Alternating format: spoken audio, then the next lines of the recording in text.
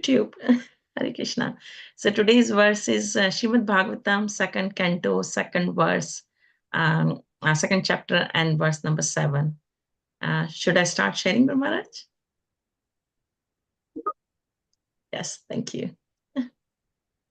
Give me a second. I will be just with you.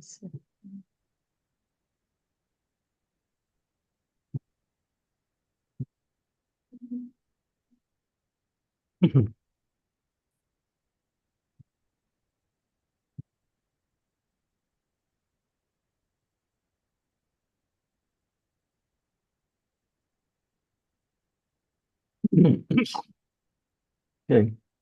Can you hear me? Yes, we can hear you, Maharaj. Okay. Om Namo Bhagavate Vasudevaya. Om Namo Bhagavate Vasudevaya. Om Namo Bhagavate Vasudevaya. Kastvam yanadritya paranuchitam ritim pasumasatim nama kuryat.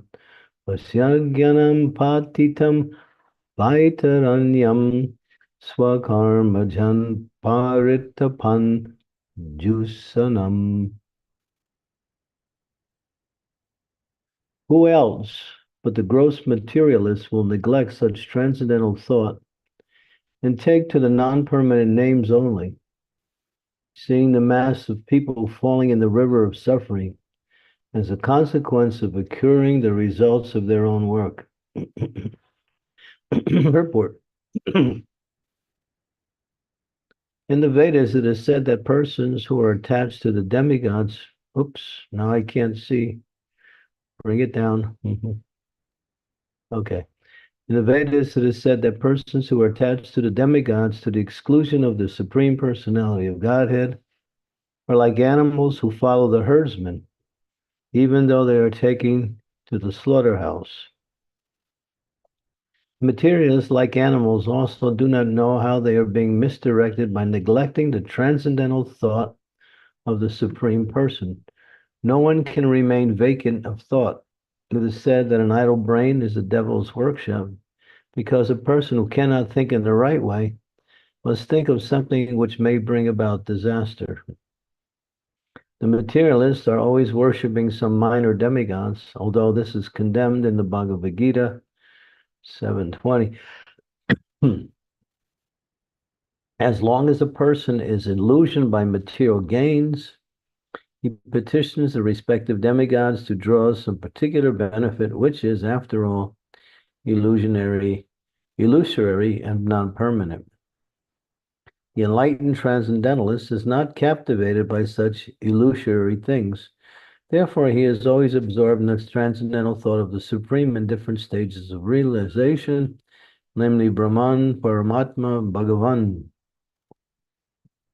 In the previous verse, it is suggested that one should think of the super soul, which is one step higher than the impersonal thought of Brahman, as it was suggested in the case of contemplating the Virat Rupa of the personality of Godhead. Intelligent persons who can see properly may look into the general conditions of the living entities who are wandering in the cycle of 8,400,000 species of life, as well in different classes of human beings. It is said that there is an everlasting belt of water called the river Vaitarani at the entrance of the plutonic planet of Yamaraj, who punishes sinners in different manners. After being subjected to such sufferings, a sinner is awarded a particular species of life according to his deeds in the past. Such living entities are punished by Yamaraj. Such living entities, as are punished by Yamaraj, are seen in different varieties of conditional life. Some of them are in heaven, some of them are in hell. Some of them are brahmanas, some of them are misers, but no one is happy in the material world. And all of them are either class A, B, or C prisoners, suffering because of their own deeds. The Lord is impartial to all circumstances of the sufferings of the living entities, But to one who takes shelter of his lotus feet, the Lord gives proper protection. He takes such a living entity back home, back to himself. Om Gyan Timirandasya Ginajana Salakaya. That's perfect. Chaksu Unmilitam Yena Tasmai. Where you going? Where you going? Where you going? Up the page. Yeah, go higher up, higher, higher, higher, higher, higher. Just put the purport at the top of the page. Yeah, there you go.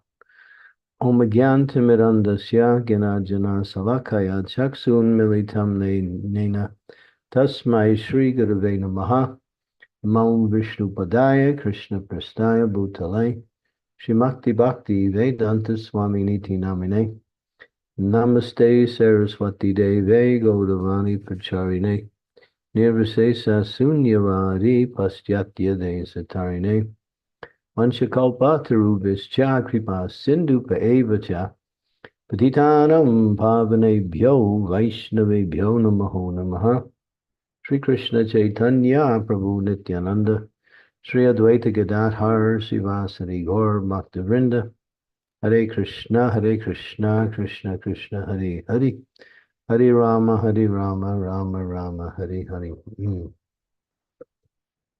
So Krishna explains in the Bhagavad Gita, both in the 8th chapter and also in the 9th chapter of Gita, that this material world is designed for suffering.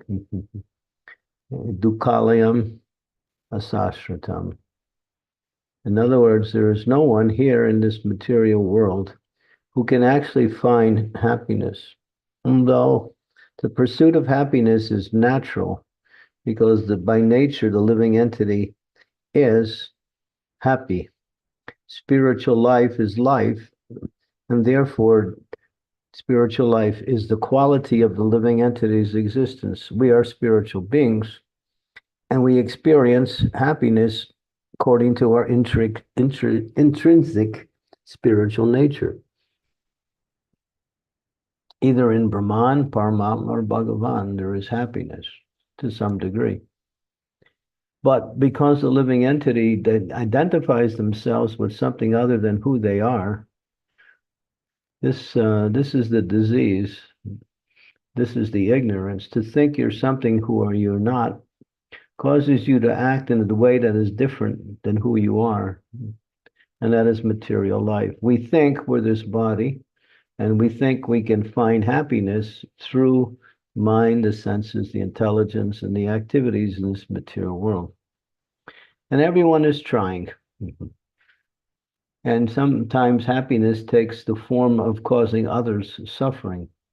There's a class of people, we're known as demons, and they find happiness based on other people's suffering. Well, they think it's happiness, but it's not. It's just some expression of a false sense of happiness. The idea of conquering over, or the idea of exploiting and gaining something through the exploitation, is the happiness of the demons, or those who are in very gross material consciousness. And but therefore it's not happiness, and just goes on as some kind of temporary feeling of supremacy or satisfaction. But it's not satisfaction either, because no one is satisfied causing others unhappiness, although they think they are. So this world is meant for the living entity to go back to Godhead. So the human form of life is a great benediction for the soul, because when the soul reaches the human form of life, it can stop its sojourn in this material realm. Maya Lavase, Kacho Bese, Kacho Ho Bubu Dubai. So life after life, we're in different situations. Karanam Guna Sangosyo, Sadasad Joni Janmasu. Sometimes we get a birth in the higher planets with the demigods, and we think we're okay. There's some kind of uh, level of happiness there that is free from the suffering of the material world. And sometimes we come to the middle planetary systems where we're struggling to find happiness, but most of the time we get disappointment or misery. And then the lower planets where it's constantly suffering. So why is it like that? Because the living entity does not belong in the material world. We're in an artificial state of existence. We don't belong here. We belong in the spiritual world because we are spiritual.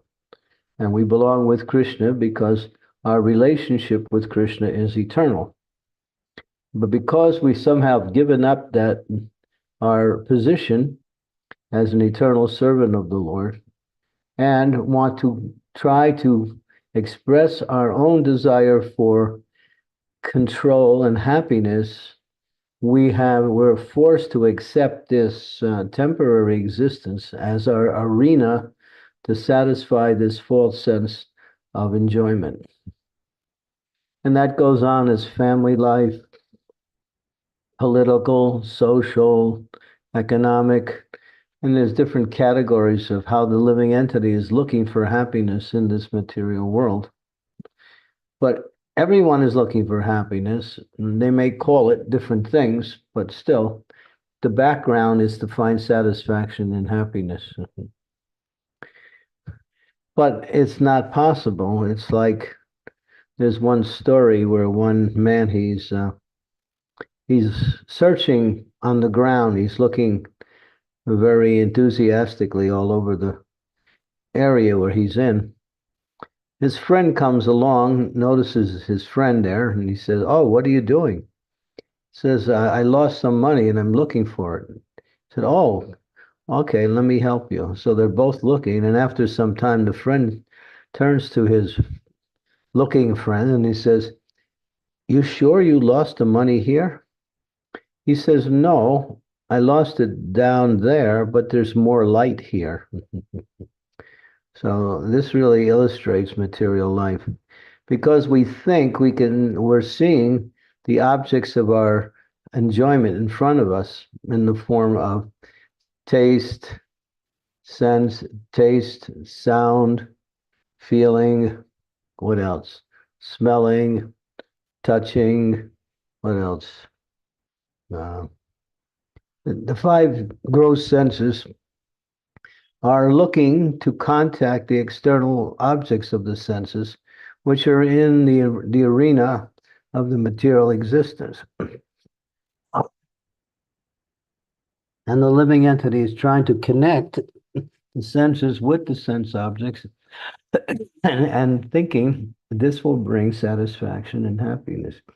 And people are doing it, but Krishna says in the Bhagavad Gita, Yehi sparsas tida boga dukkha yona evate avanta kuntaya nateshu ramate buddha. And this is a nice verse. I think it's the ninth chapter, verse number 22. Go to that verse, I think 922.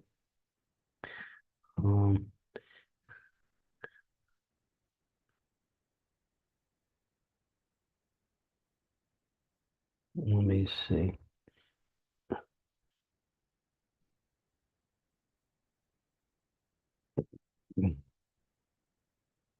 No, that's not it. That's on, yeah. Just leave those list of verses up there and I'll look at them and see which one it is.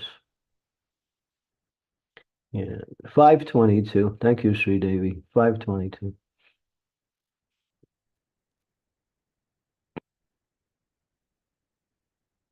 Now, Krishna explains there what is sense gratification. Yeah. Yehi samsparsaja boga dukkha yonya evate avanta kontaya ateshu ramate buddha. It's Krishna speaking. An intelligent person does not take part in the sources of misery, which are due to contact with the material senses. O son of Kunti, such pleasures have a beginning and an end, and so the wise man does not delight in them. Material sense pleasures are due to contact of material senses, which are temporary because the body itself is temporary. One who's actually intelligent doesn't take part in these things. They know that actually there is an arena for enjoyment, but that is not through the objects of the senses in this material world. It's through experiencing one's internal happiness, which comes by connecting with the supreme object of happiness, which is Krishna himself.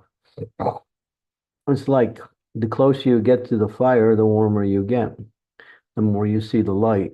In the same way, the closer we get to Krishna, the more we experience the happiness that we're looking for.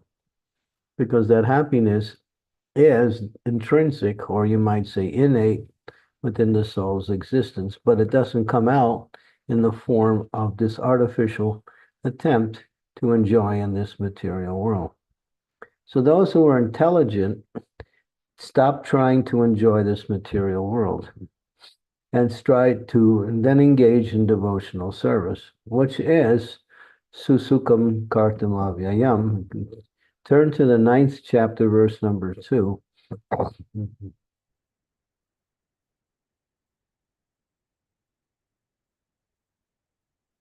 So Krishna explains what this knowledge is: the king of education, the most secret of all secrets.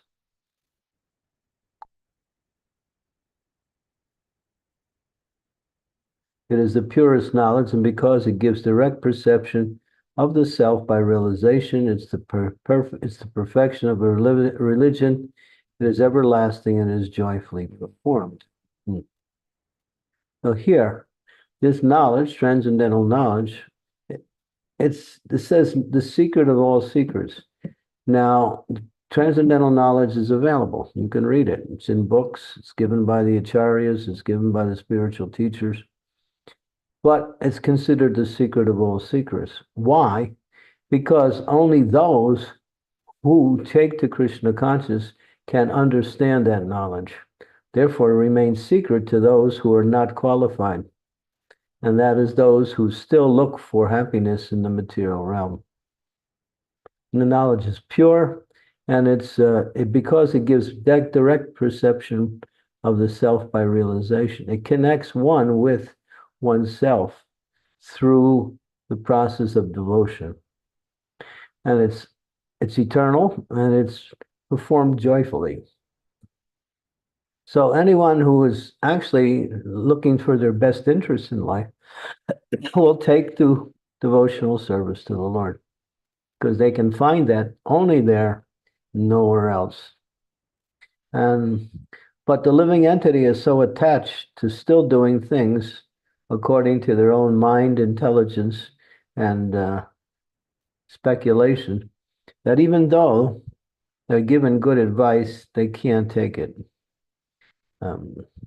It's like when you'll see people who smoke cigarettes. Now, if you look at the package of cigarettes, it gives warnings that if you smoke, it's bad for your health. Not only that, causes so many different problems, which they list, and it even says it can cause you death. But still, they're reading it, but they're not reading it. They're hearing it, but they're not hearing it. What is that? Napanyati napasyati. We passed that verse earlier in the second canto in the first chapter. Napanapi napasyati. They see, but they don't see. They hear, but they don't hear. Because they're not qualified to hear or see, because they're too much in delusion of material existence. Just like we have the example of Dhritarashtra.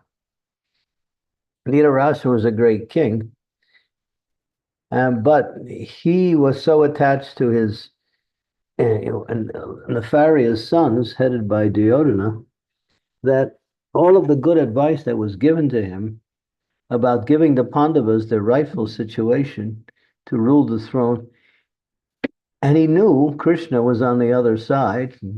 He knew Krishna was the Supreme Personality of Godhead.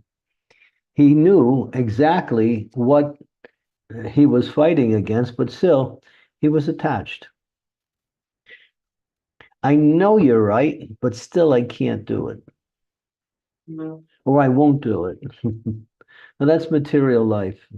So even though this knowledge is available, we've distributed hundreds of millions of books, and people are reading it. Many are actually trying to practice it in some way or another, but still people remain attached to the material realm. Why? Because it's so part of their consciousness, Maya Dabase, life after life. People are doing the same thing life after life after life in different species of life, in different realms of the material existence. So it becomes such a thick layer of ignorance that covers the soul that even when they get transcendental knowledge or even the association of persons who can destroy their illusions, they can't take advantage of it, or for whatever reason. And that is unfortunate. Therefore, if they're serious, they have to just go on hearing about their relationship with Krishna and the practice of devotional service. After some time, if they continue and stop, as Krishna says in the Bhagavad Gita, if you want to be free from this illusion, you have to practice devotion to me, and you also have to stop practicing devotion to my external energy at the same time. Can't serve two masters. It's not possible. One is one way, one is the other way. So this is this struggle to come to the position of the practice that leads to eternal life is an ongoing process. And therefore, despite all attempts to continue to hear and chant the glories of the Lord and take every opportunity to serve the Lord as recommended by Krishna himself or by the spiritual teachers. And if we don't give up, don't become discouraged if we're not successful. Vishwanath Chakravarti Thakur talks about that in the 11th canto, where he mentions that even if you are so attached to your sense gratification and you can't give it up, but if you pray, I want to give it up, I know I'm too weak to give it up, but still, let me try and let me pray, let me get the mercy coming from the great souls from the Lord himself. Then I can become successful in due course of time. So one should never become discouraged by failure in devotional service, nor one should think that success is material success. Material success is a misnomer. It's like, just like you might say, what's a misnomer? Or sometimes we say oxymoron, two things that don't go together. Yeah. It's like you use the word small crowd. There's a small crowd. If it's a crowd, it's not small. And if you say small crowd, it doesn't make sense. Or you might say there's some dry water. Water can never be dry. If it becomes dry, it's ice, but that's not water anymore. It's in a different state. So material happiness is an oxymoron. It doesn't go together. Although the happiness is the desire of the living entity, and the material realm appears to be the field by which one tries to experience that happiness. But one has to learn that actually we either learn in one way or the other. We keep hearing, we keep trying, or we get smashed by material energy. And then we start waking up that, oh, boy, I'm trying to be happy, but all I'm getting is just the opposite. So let me stop trying. to become happy in my way that I think I can become happy, and just take to the process. As Krishna says, this knowledge is king of education, it's everlasting, it's joyfully performed. Susukam, not just Sukham means happy, but Sukham means very happy. It's there in the synonyms, yeah. Okay, can stop there.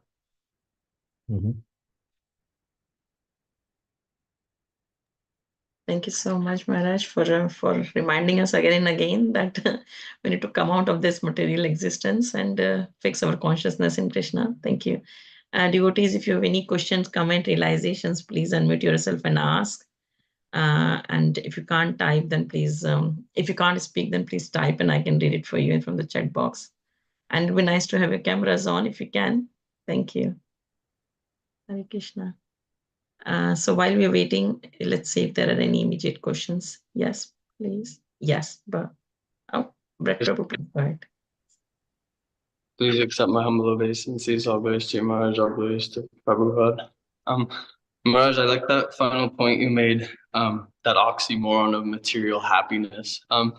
Could you speak on, the flip side of that shu shamik shaman, I think is the Sanskrit term, if material happiness is an oxymoron, then, what can I expect the distresses that material life, what can I expect stresses to bring me or to help me, grow closer in Krishna consciousness?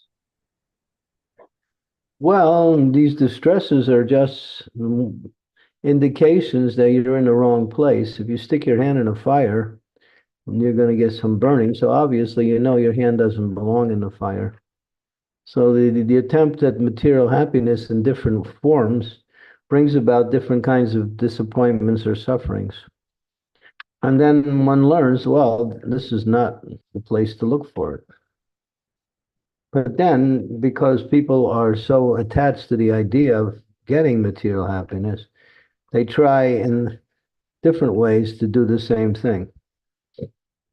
I couldn't get it with this person, I'll get it with this person. I couldn't get it in this situation, I'll get it in this situation. But every situation is material, therefore it's always the same result. So you're referring to that verse in the 14th chapter of Bhagavatam. Nate nu kampa shushamikshamanam. That refers to when Krishna puts the devotee into some difficulty in order to purify him, to elevate them to a higher stage of spiritual practice. That's not a material situation. That is Krishna's special arrangement to bring the devotee closer to him through a type of suffering.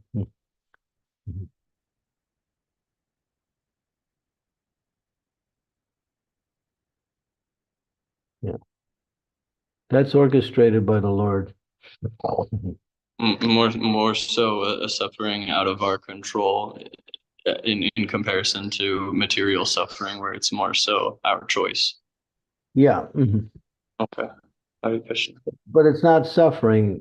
It's just like the parent will somehow correct the child through different means, and sometimes it's come through punishment. But because it's coming from the parent, it's actually love. It's not done as a punishment. It's done as a principle to bring that living entity to a higher state of Krishna consciousness. Is it to say, Maharaj, it only strengthens your opportunity if you want it to? Well, it's how you accept it. If you don't accept it, then you lose the opportunity to gain from it. And then the verse goes on to explain that, that the living entity sees that it's coming from the Lord, and they thank the Lord, and then they say, actually, whatever little suffering you're giving me, I actually deserve more than that. But since you are so kind, you only give me a small portion of what I deserve. So it becomes a heartfelt expression of appreciation for the Lord's mercy.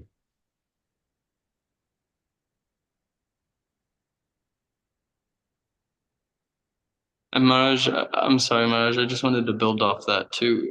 You know, thinking of the idea of bewilderment in life, you know, to think at one stage in one's life, we think, okay, this was right for me.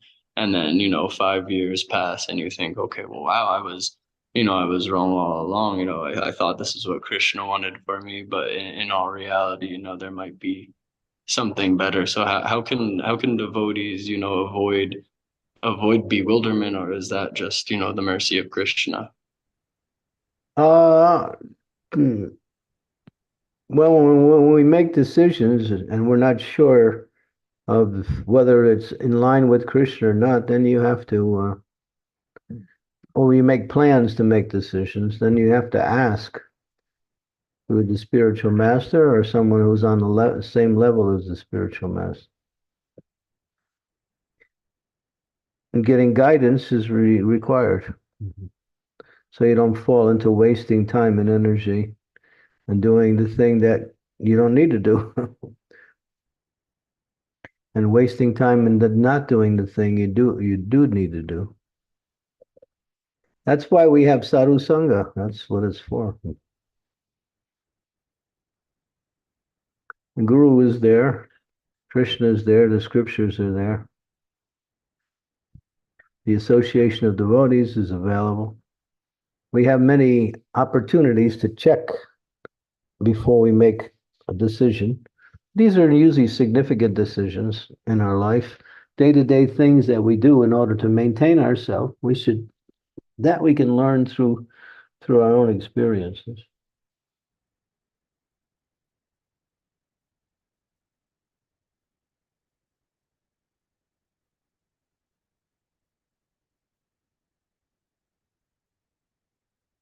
Hope that answers your question, Brett Prabhu. Thank you. Thanks. Bhagyashi Mataji, please go ahead. Hare Krishna Maharaj, please accept my humble obeisances. All glories to Srila Prabhupada and my lotus. Maharaj, I had a question. Some devotees said that Krishna is sweet and great. So how do we see both the emotions at the same time? How he's both sweet and great? Yes. Well, sweetness is one of his greatness. Great doesn't really give you any definition. We all say, well, that's great, you're great, I'm that, he's great, God's great, but what does it mean? It doesn't tell you anything. Just a word. Gives you an understanding of something that is beyond. But then when you describe greatness, so one of the descriptions of greatness is his sweet nature. And another aspect of his greatness is how he's so kind to his devotee. That's also his greatness. At the same time, in other senses, greatness, although everyone is worshiping him, he's never. He's always thinking that they're worshiping me because I am the Supreme Lord. He never thinks he's great, though. He is great. God is also humble, but he knows his position. Therefore, in all of his qualities, he's great. But then, when you talk about God's great, that doesn't tell you anything. It just means there's something beyond the norm. But what is that beyond the norm? That is how he exhibits his different qualities of strength, knowledge, renunciation, how he can be worshipped by, millions of living entities and not at all be attached to any of it, because he's completely renounced at the same time. So greatness has to be described in terms of how that is expressed. So his sweetness is one of his greatness. He's not sweet, he's unlimitedly sweet. And Radharani, only she knows how sweet he is. And there's others who have some understanding too. So we want to, you hear about Krishna's sweetness, and then we also start to learn more about how that sweetness is so unique compared to everything else that is in the category of sweetness.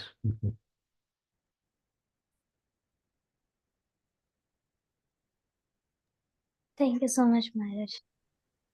Thank you. Was it Putney? Did I say it right? Huh? Pavani.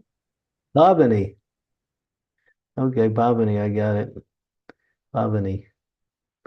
That means you're very merciful. Bhavan, right? It's all your mercy, Maharaj. Well, it's all your mercy.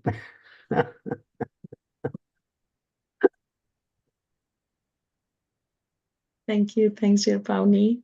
Shridevi Mataji, please go ahead.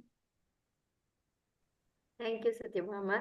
Dear Guru Maharaj, please accept my humble obeisances. All glories to Srila Prabhupada. Thank you for this wonderful class. Again, yet another nectarian class for all of us, Guru Maharaj. I was so happy listening. My question is, how can we go on increasing our service more and more and more? Just keep thinking about how to do it. Don't stop. Use every moment to think how you can increase your service. Use every moment how to remember Krishna. Don't waste time thinking about anything else. That's all. Don't think about anything else. Just think about how you can increase your service and how to think about Krishna. When you think about how to increase your service, you'll get so many ideas.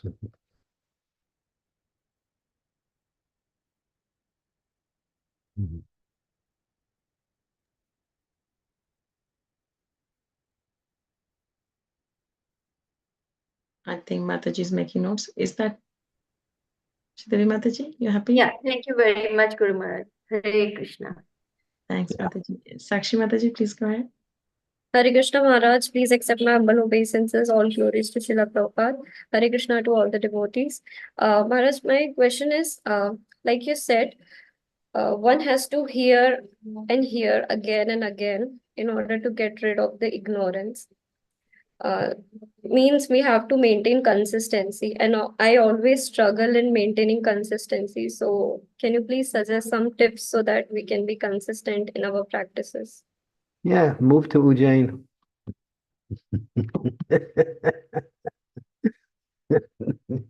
You come to the temple and your consistency will increase qualitatively.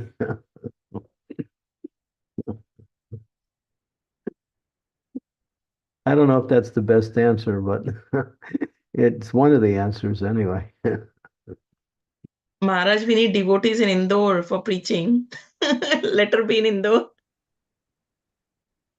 All right, we have some competition here. Satyabhama wants you to continue preaching. That's why she should come to Indore herself and preach, right, Satyabhama?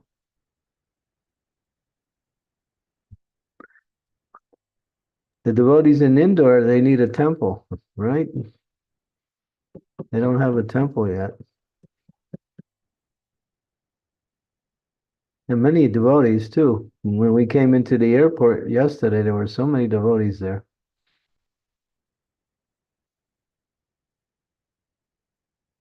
So, Indore is a very, very illustrious place, Guru Maharaj. It has got the reputation of being the cleanest city in India. Not only that, it was ruled by an extremely wise and very noble queen, Ahalyabai Holkar, who did tremendous service to uplift the people of her state, Indore.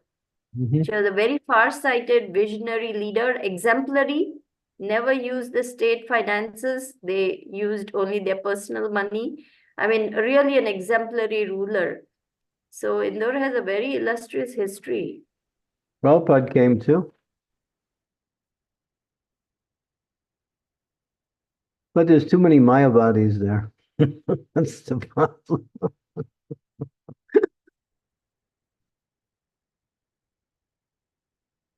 That's my experience. Not Mayavadis, but some impersonalists. There's too many impersonalists. Some of them are Mayavadis too.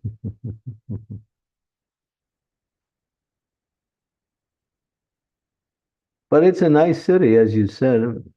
6 years in a row, it was rated the cleanest city in India. And it's clean.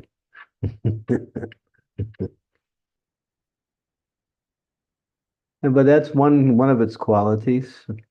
Prabhupada came, Prabhupada gave some lecture in what is it? Giriraj Swami's book, Dancing White Elephants. There's a whole chapter on Indore in there, in that book. And Prabhupada talks about, well, at least Giriraj Swami talks about Prabhupada's experiences in Indore.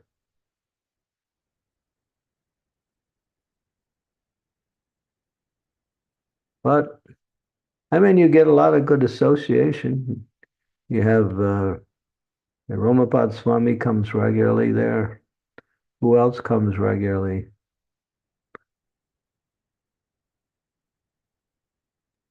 Not many sannyasis, Maharaj.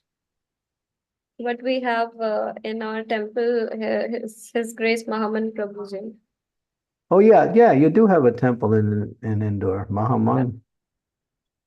That's right. There is a temple. It's under construction. Yeah, it's going on, yeah.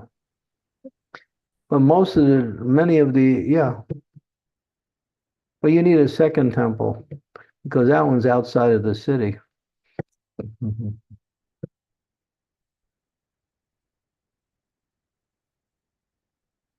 Yeah, that's right. You do have a temple there. I'm sorry, yeah.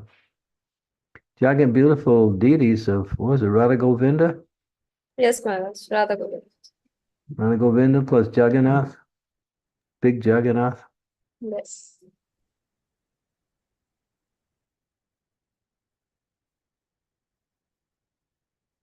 There's a school there for kids. Yes, Maharaj. Small Gurukul is also there. Mhm. Small farm is also there, means Goshala. Hmm.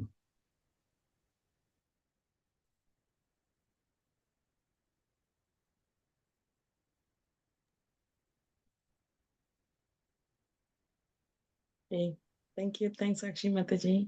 Any other questions? Do you want to say something to Maharaj?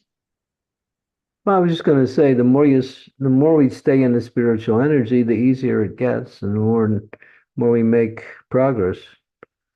It's just a matter of using our time wisely.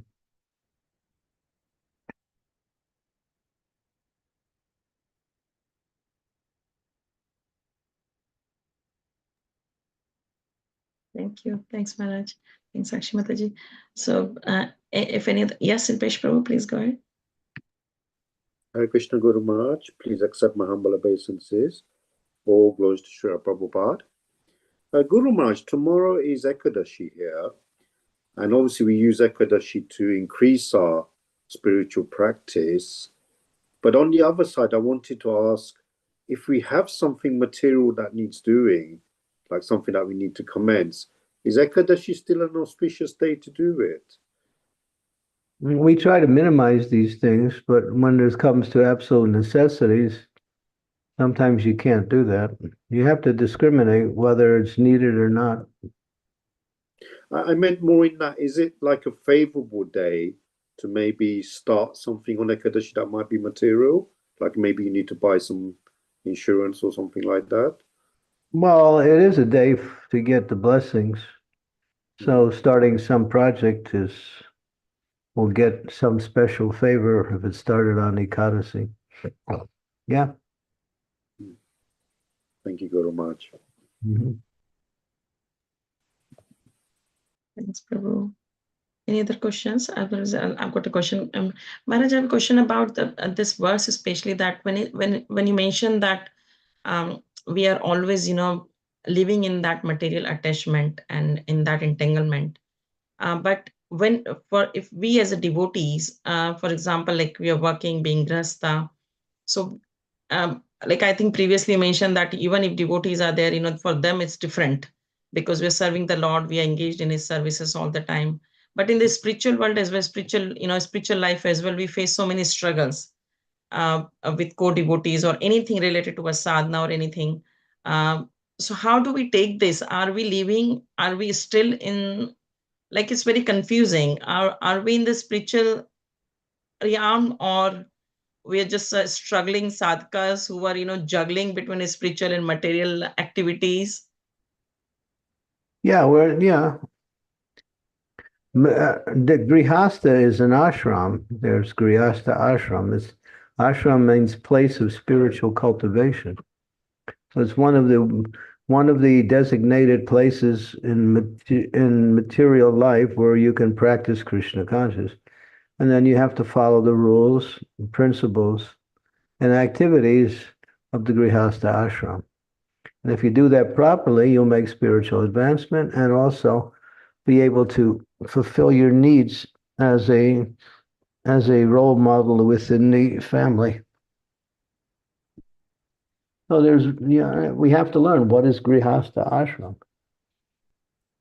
It's not just living in a house with a wife or a husband. There is principles to follow.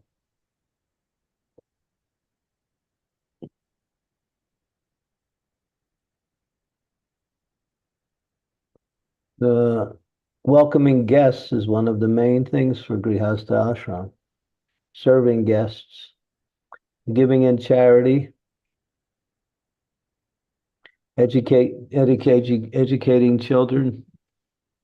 All of these things are part of the, activities that are required in the grihastha ashram.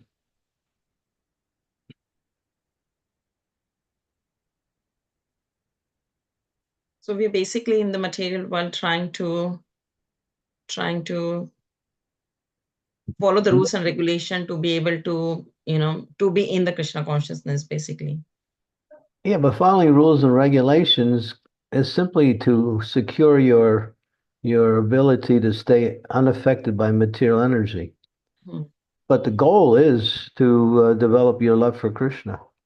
If you're simply following rules and regulations and you don't really awaken your attraction to Krishna, then Shrameva hi kevalam. It's useless.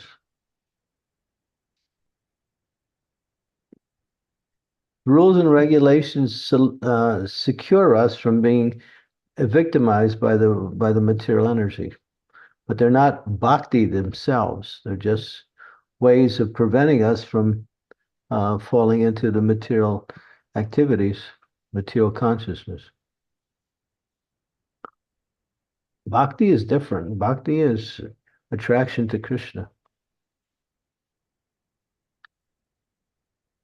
But Maharaj, sometimes life becomes so busy with all the juggling with everything that you don't have time to, you don't feel that You connection think sometime, like most of the time, I would say.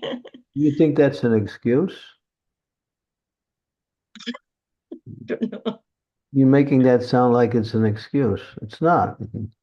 Life is so busy, I don't have time for what I'm supposed to do.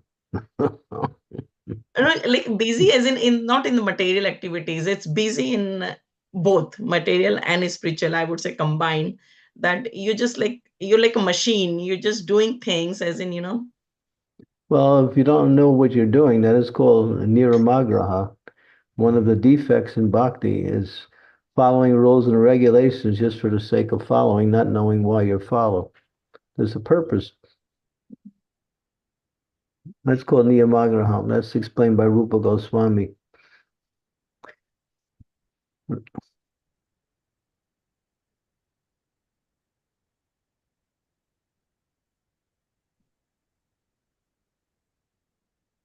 sometimes you don't get time, Guru Maharaj. Like it just, Well, make time. Slow down. yeah.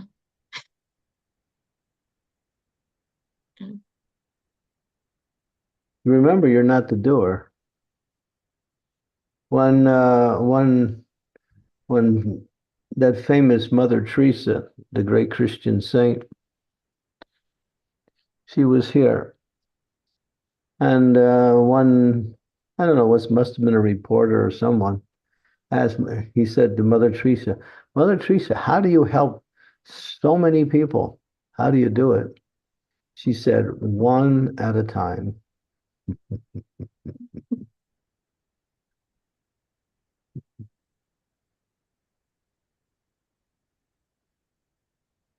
It's very nice. Don't be the mad professor who can't tie his shoes, but at the same time can speak about all of the different philosophies.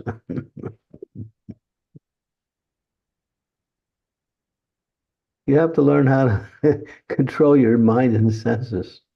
Mm. If you don't control your mind and senses, then you'll get overwhelmed by all of these things. Mm. Right, Sri Devi? You want to say something, Shri Mataji? Please come in.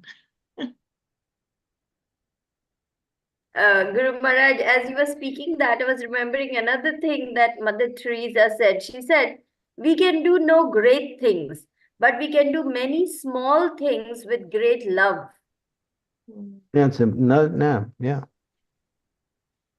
Krishna doesn't say you have to do all of these things and then you're a devotee. He says, just offer whatever you do with love, with bhakti.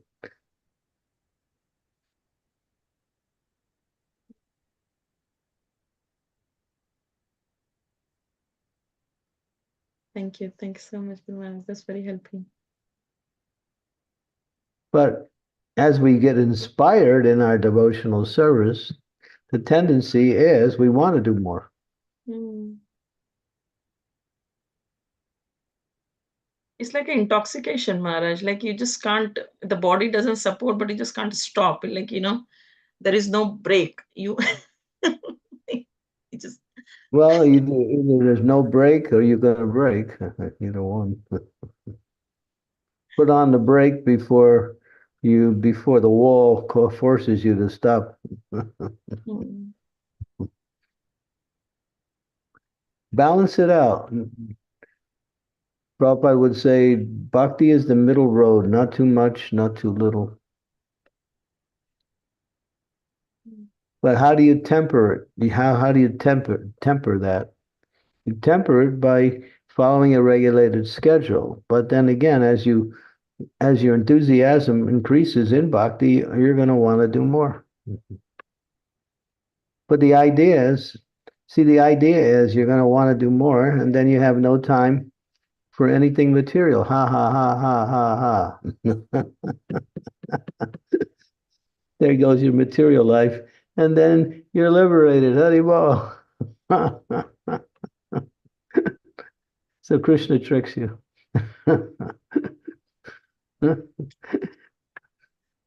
I don't have time for all of these other things. Good. You don't need to.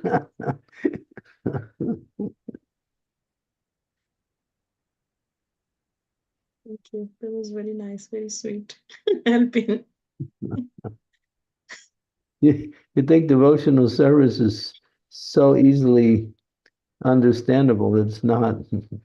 It's the nature of the soul's connection with Krishna, and therefore it's dynamic. It's not so easily understandable by practical application.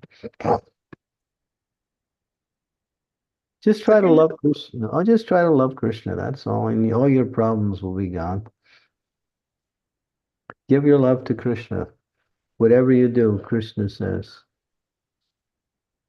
offer to me with devotion. Remember Krishna. Go the easy route. Hunting. That's the easy route. But because we still love Maya, it's not the easy route. Krishna's so nice.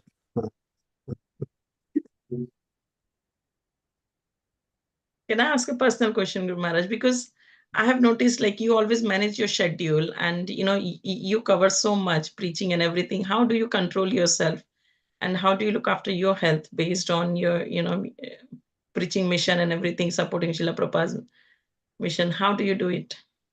I don't. I'm still struggling. Try traveling all the time. You see what it's like. It's not easy.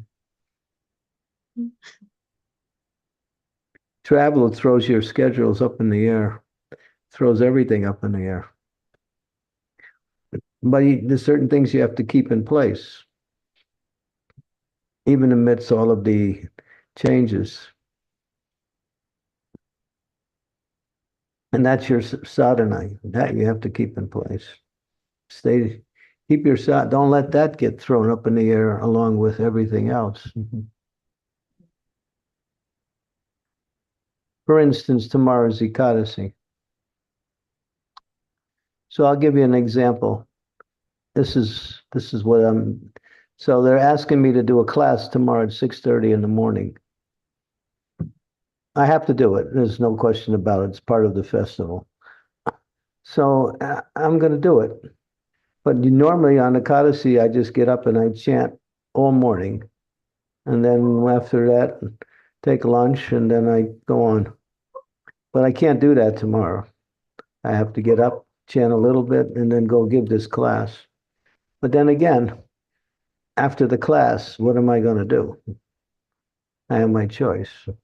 Am I going to do other things or am I going to go back to my japa? So then sometimes your schedule is thrown up in the air. And there's nothing you can do about it. Circumstances are like that. But then again, you have to see. I have to chant my rounds. I have to read the books. I have to make sure I take prasadam that is based on what's, not too much, not too little.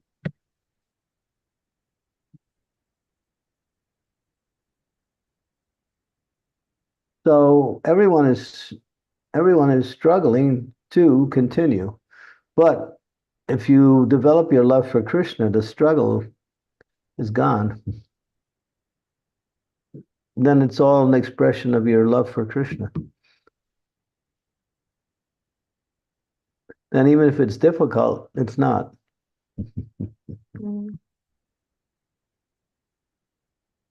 True, very true. Thank you. It's a beautiful answer. Yes, Mataji, please go ahead. Bhagyashri Mataji, please go ahead. Hare Krishna Guru Maharaj. All glories to Srila Prabhupada and you. Please accept my humble obeisances. Maharaj, this question is regarding a preaching activity. I'm part of a welcome team in the temple. So most of the time I meet new people, and whenever I try to preach them or give some more information about the Krishna consciousness, so what my observation is, like, new people are like so much disturbed at their emotional level in their personal lives. So it's very difficult for me to tell them about more about the Prabhupada's mission or the Krishna consciousness. Like, it's very difficult for them to even listen about something about chanting or something about the scriptures. So how miss for me, in fact, many times it happens like preaching is like just settling them at the emotional level. So could you please guide me something? So how can we approach, how we can tell them more about? You have to see the person and see what works. Prasadam is always the best thing. That will help them become more peaceful and more receptive.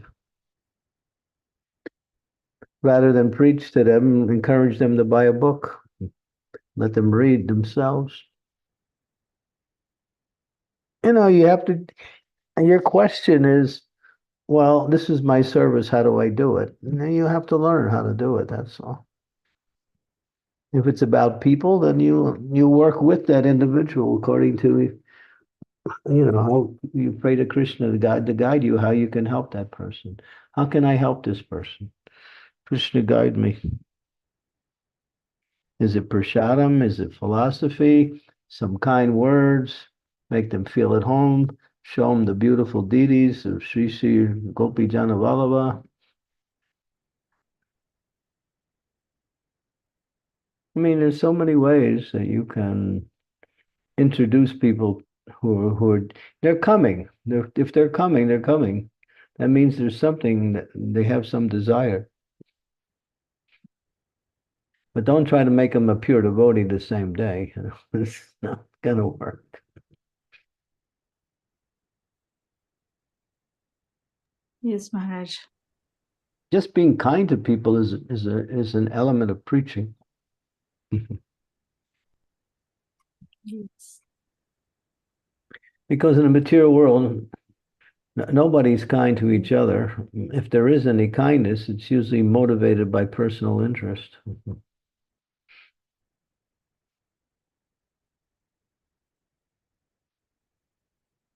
The devotees we're kind not because we want something from them, but we want them to feel that they came to the right place.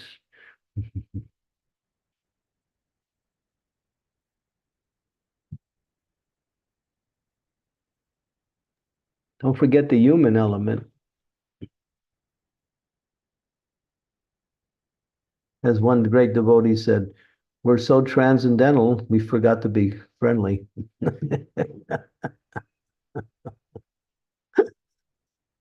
Devotees are friendly.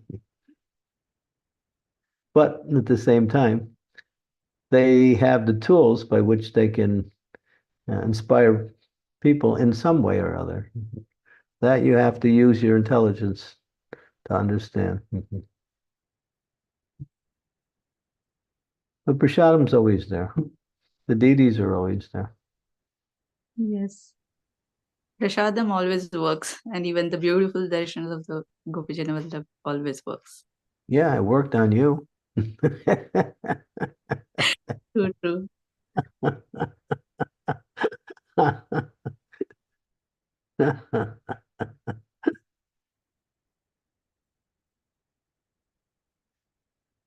Those deities are quite nice. You're lucky. And you have great leadership there too. Yeah, very qualified leadership. So there's nothing lacking. Yes. Yeah. Mhm. Okay. Did we reach our? Yeah, we went Yes. over the hour. Yep, we can. Yeah, we can stop here, and we'll continue tomorrow. I think I'm good for tomorrow. Shimati's asking me about the future dates, but she's not online today, I don't think. Is she? She's started the Mangal Aarti services nowadays, Guru Maharaj. So Friday she won't be able to join. Okay. But her sister joined today, Guru Maharaj, for the first time, Saujanya Mataji. Who? Saujanya Mataji, Srimati's sister, joined us today for the first time. Whose sister? Srimati Mataji. Srimati's sister. Oh, okay. Jai. Yeah, I Yeah. saw that. I saw the person. I didn't recognize her. Mhm. Mhm. Good. Thank you so much, Maharaj, for your time and association. It's always so nice to take your darshan as well. Jai. Okay, we'll see you all tomorrow. Thank you. Hare Krishna, Guru Maharaj. Aarti, Jai. Hare Krishna. Thank you very much for today. Krishna. Hare Krishna. Jai. Yeah. Hare Krishna. Thank you so much, Guru so much, Maharaj. Guru Thank you. Maharaj. Hare Krishna, Guru Maharaj. Thank you.